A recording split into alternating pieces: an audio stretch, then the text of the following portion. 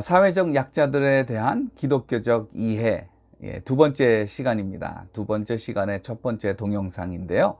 우리가 지난주 수업, 그 첫 주 수업의 후반부에 과연 믿는 사람은 무엇을 판단의 근거로 삼아야 될 것인가에 대해서 우리가 얘기를 했었습니다. 그렇죠? 그리고 그때 성경이 최우선이 돼야 되고, 그리고 다른 것과 비교할 수 없을 정도로 중요한 판단의 근거가 돼야 된다라고 하는 얘기를 했었습니다. 이 원론적인 얘기에서는 과연 우리가 뭐 이렇게 이의를 다하지는 않을 것 같습니다. 이 원론만 이야기할 때는 그렇지 할 겁니다. 자, 그러면 이 원론을 가지고 한번 우리 실예로 한번 들어가 볼까 합니다. 그랬을 때는 우리에게 좀 여러 가지 생각도 좀 생길 수 있을 것 같은데요. 자, 실예로 우리가 같이 좀 생각을 해보려고 하는 것은 코로나19 상황인 요즘 예배 어떻게 해야 되지? 라고 하는 것입니다.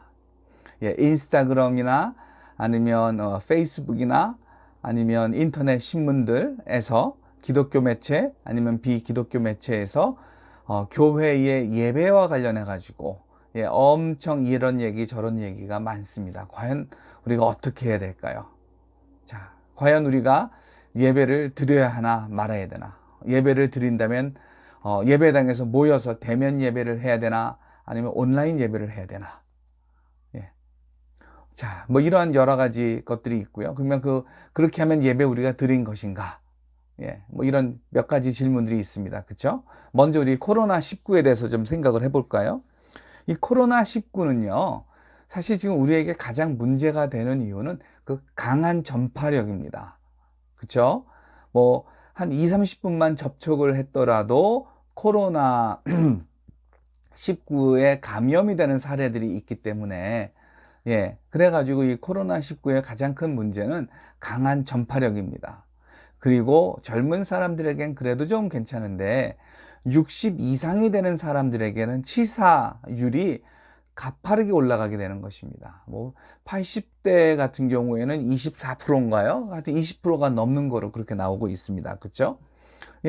자, 그러다 보니까 전 세계적으로 코로나19에 대해서 대응을 하고 있는데 새로운 질병이다 보니까, 그리고 전파력이 그 뭐라 그러나요? 그 스틸 그 기능이 있다 그러죠. 그러니까 잠복 그 뭐라 그럴까요? 미처 알아채지 못할 때에 전파가 되는 거가 있잖아요. 자, 그러다 보니까 전 세계적으로 코로나19가 끼치는 영향이 있고요. 그것 때문에 아주 정말 전 세계가 골머리를 겪고 있습니다. 그렇죠? 자, 이것이 건강에 문제를 주고 있습니다.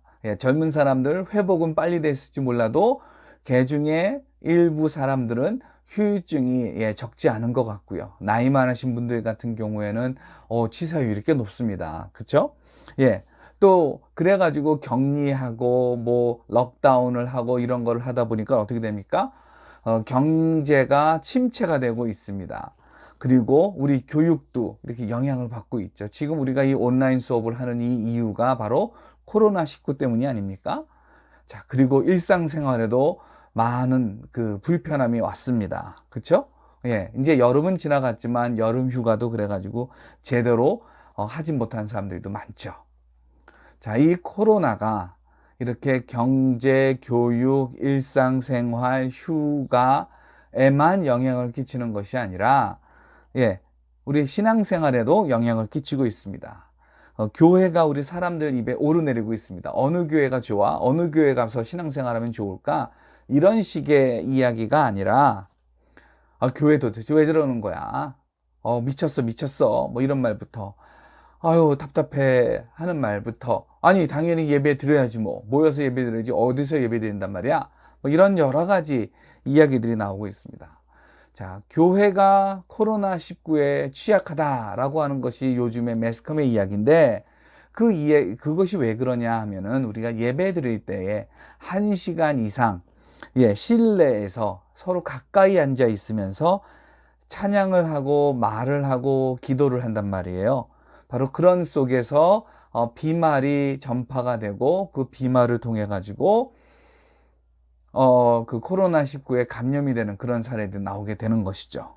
자, 그런데 여기서도 우리가 좀 먼저 또 하나 좀 얘기를 해야 될 게, 다수의 교회와 일부 교회로 좀 구분을 할 필요가 있을 것 같습니다. 예. 다수의 교회는요, 모여서 그렇게 예배를 드리다가도 코로나19에 감염이 됐다 그러면 빠르게 전파를 하고, 예, 이 소식 전파하고 사람들에게 알려가지고 이것이 더 이상 확산되지 않도록 노력을 합니다. 근데 일부 교회들, 뭐 신천지뿐만 아니라 일부 교회들은 그렇게 하지를 않습니다. 심지어 우리와 같은 신앙을 가지고 있는 기성교회 성도들 중에도, 내지는 목회자나 목회자의 가족 중에도 코로나19에 감염된 거를 막 숨겨라, 뭐 이렇게까지도 말하고 있으니까요. 자, 이런 상황에서 우리는 과연 예배를 어떻게 해야 할까요? 그냥 단순하게 코로나19 때문에 예배 드리지 말자, 이렇게 하면 그냥 딱 간단하게 정리하면 될까요?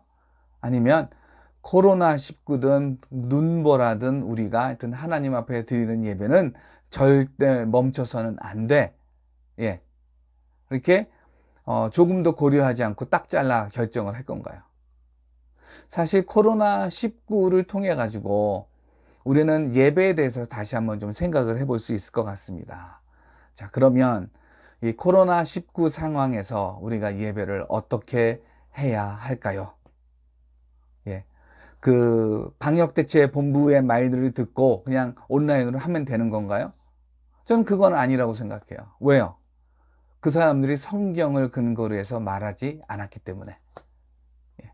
자, 그렇다면 성경을 근거로 해서 코로나19 상황에서 예배를 어떻게 해야 할까요? 이 질문을 좀 생각을 해보도록 하겠습니다. 자, 보니까요, 성경에 구약에서 교회가 나오지는 않습니다. 그리고 창세기에서부터 교회 이전의 것들에 대해서 얘기 나오지는 않습니다. 제일 먼저 나오는 것은 개인의 예배가 나옵니다. 개인의 예배가 나오고요. 아브라함이 제단을 쌓고요. 그리고 야곱이 제단을 쌓고요. 이렇게 그 개인의 예배가 나오고요. 그러다가 이제 공동체의 예배가 시작이 됩니다. 출애굽 이후가 되는 거죠.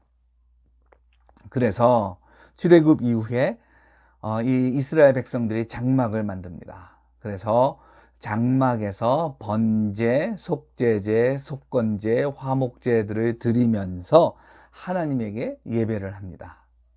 자, 그렇게 장막으로 예배 드리는 세월이 엄청 오래 갑니다. 그러다가 이제 다윗이 이스라엘 왕조를 세우고, 그리고 다윗 왕에서 시작한 성전 건축이 솔로몬 때에서 이루어집니다. 그런 다음에는 더 이상 장막에서 예배라고 하는 것은 없고요. 예루살렘 성전에서 예배를 드리게 됩니다. 그런데 예루살렘 성전의 예배도 오래가지를 않습니다. 예, 그 솔로몬의 아들 르호보암은 여전히 예루살렘 성전에서 드렸지만, 이 솔로몬의 아들 르호보암의 반역을 하고 따로 떨어져 산 그 북이스라엘 같은 경우에는 여로보암 왕이 왕이 되는데요. 이 사람은 그 북이스라엘 사람들에게 예루살렘으로 가지 말고 베델과 단으로 가서 예배를 드려라 라고 합니다.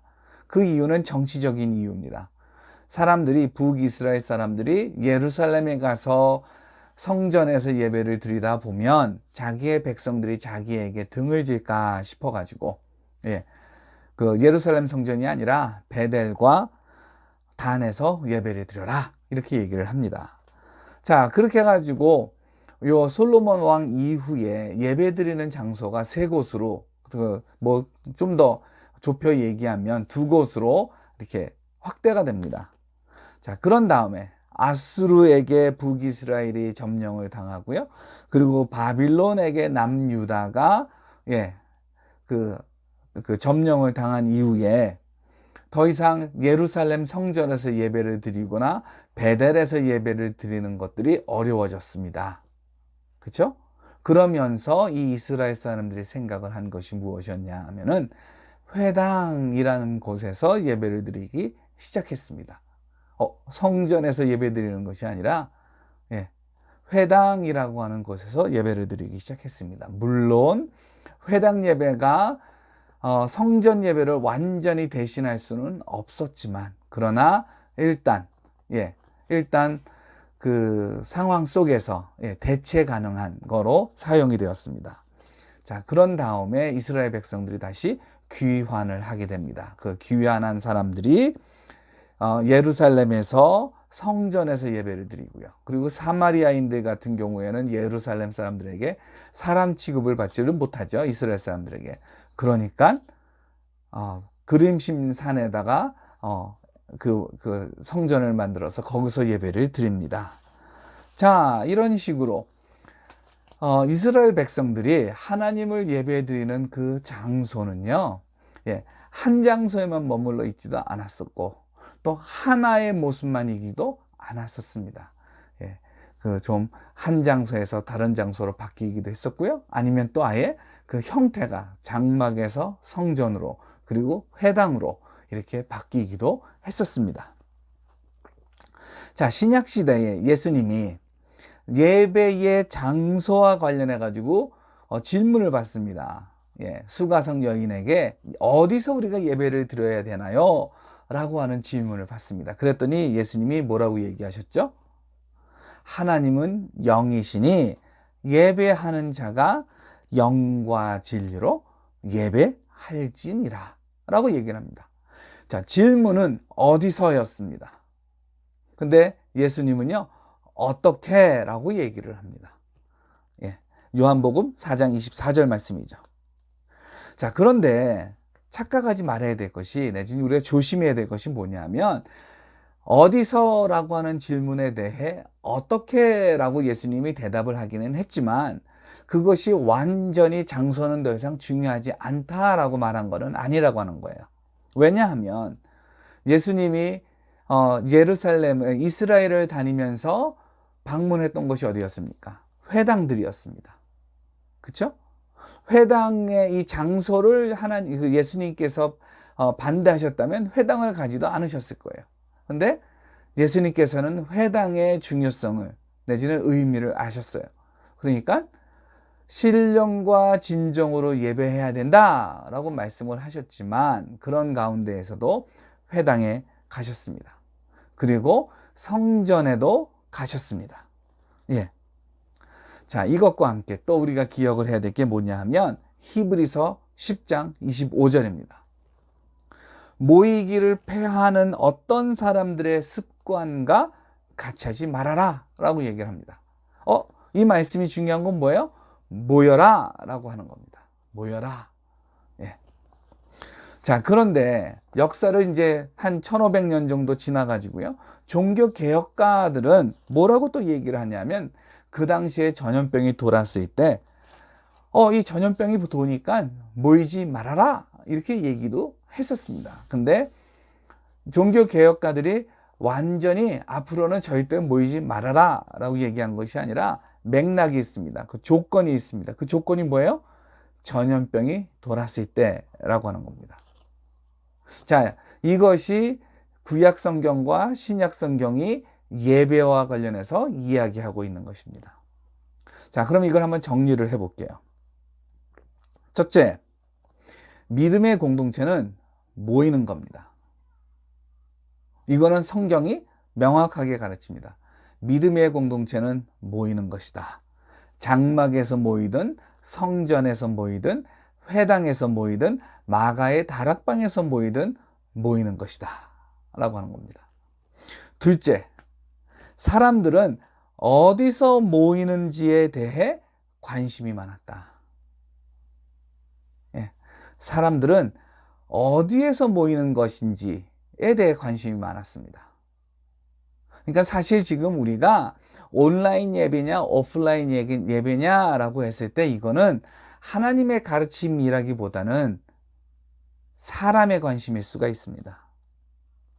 자, 그리고 세 번째, 예수님은 두 가지를 가르치시는데, 자, 모이는 겁니다.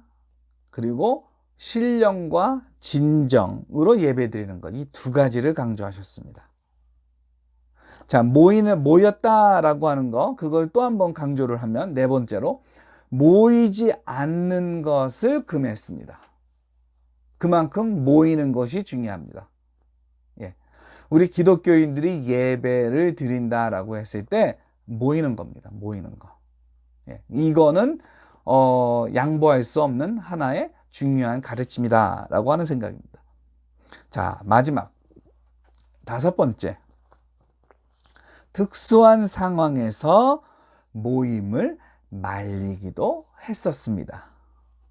그거는 성경의 이야기가 아니라 우리 교회 역사에서의 이야기입니다.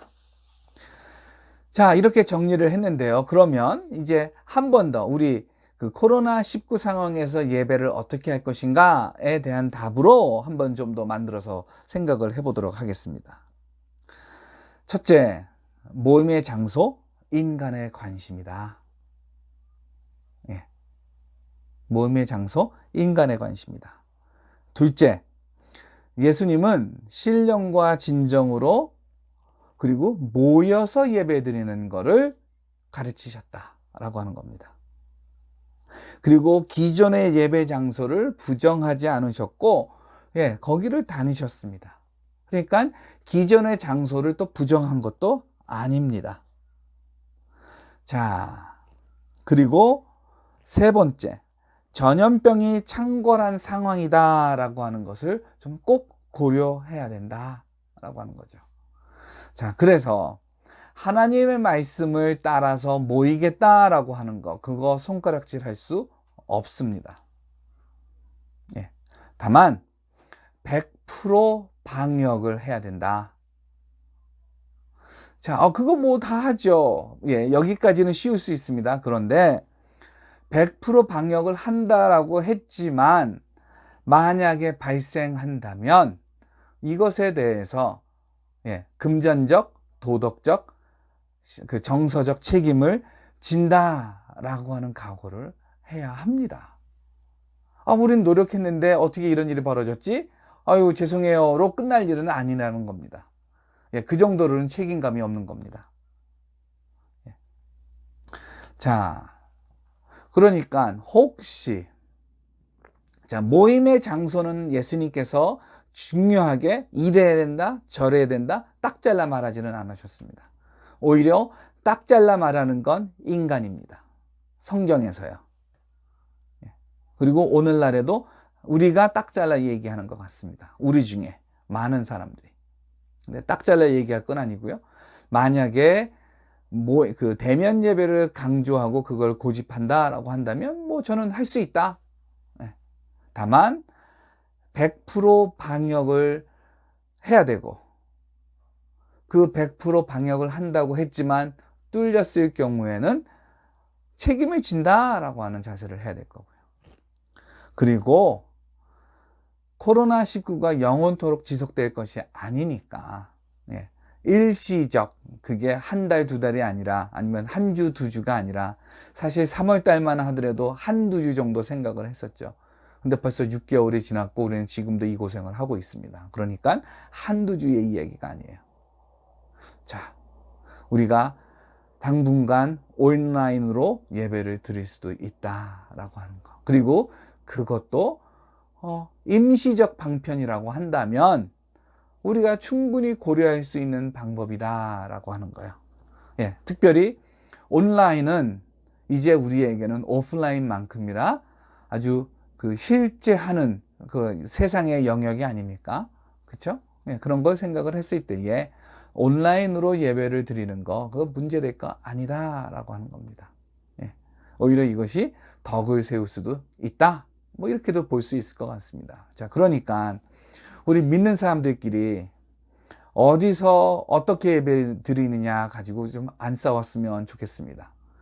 여러분이 생각하기에 온라인으로 예배 드리는 것이 더 좋다라고 생각한다면 더 좋다라고 생각해도 됩니다. 다만 오프라인으로 예배 드리는 사람들에 대해서 저거는 믿는 사람들이 아니야 이렇게까지 말할 거는 아니라는 거죠. 다만 이 사람들이 철저하게 방역을 했겠지. 그리고 자신들의 선택에 대해서 책임은 지겠지. 뭐 그렇다면 뭐 일단 뭐 있어 보지. 뭐 이런 정도의 생각이면 어떨까? 이런 생각이 드는데요. 자, 마무리를 짓기 전에 하나를 더 제가 여러분에게 강조를 합니다. 예배와 관련해 가지고 대면 예배이든 온라인 예배이든 우리가 지난 6개월 동안 신령과 진정으로 예배드리고 있습니까? 온라인으로 만나든 오프라인으로 만나든 우리가 신령과 진정으로 예배드리고 있는지 우리 좀 돌이켜 봐야 됩니다. 개인적으로 돌이켜 봐야 되고요. 교회 공동체적으로 돌이켜 봐야 됩니다. 그래서 신령과 진정으로 예배 드리려고 하는 것, 그걸 더 추구를 해야 합니다. 그리고 또 하나, 대면 예배든 온라인 예배든 우리 정말 모이고 있습니까? 여러분, 주일날 그 코로나 이전에 매주 교회 찾아가듯이 온라인 예배를 하면서도 여러분 정말 찾아가고 있습니까? 온라인 예배가 오프라인 예배보다 찾아가기는 훨씬 쉽습니다. 그냥 집안에서 옷 깨끗하게 갈아입고 인터넷만 연결하면 연결이 됩니다. 그런데 우리 이거 잘 하고 있습니까? 아니면 우리 혹시 성경의 사람들처럼 여기서 예배 드리는 게 좋으냐, 저기서 예배 드리는 것이 좋으냐, 이거 가지고 싸우고 있습니까? 자, 성경은 우리에게 코로나19 상황에서 어디서 예배 드리는 것이 좋을지에 대해서 우리에게 가이드라인을 제공하고 있습니다. 그렇죠? 그리고 이 가이드라인을 가지고선 이것이 가장 중요한 판단의 근거가 되어서 그 외의 나머지 것들을 고려하고 예배를 어떻게 참여할 것인지에 대해서 우리가 결정하고 따라야 될 것 같습니다. 그렇죠?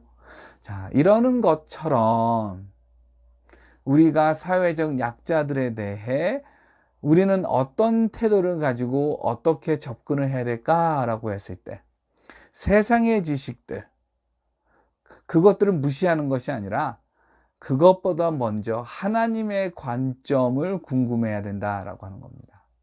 그리고 그 하나님의 관점으로 사회적 약자들을 볼 때에 정말 더 잘 이해할 수 있고 더 잘 사랑할 수 있고 그리고 더 잘 섬길 수 있지 않을까요?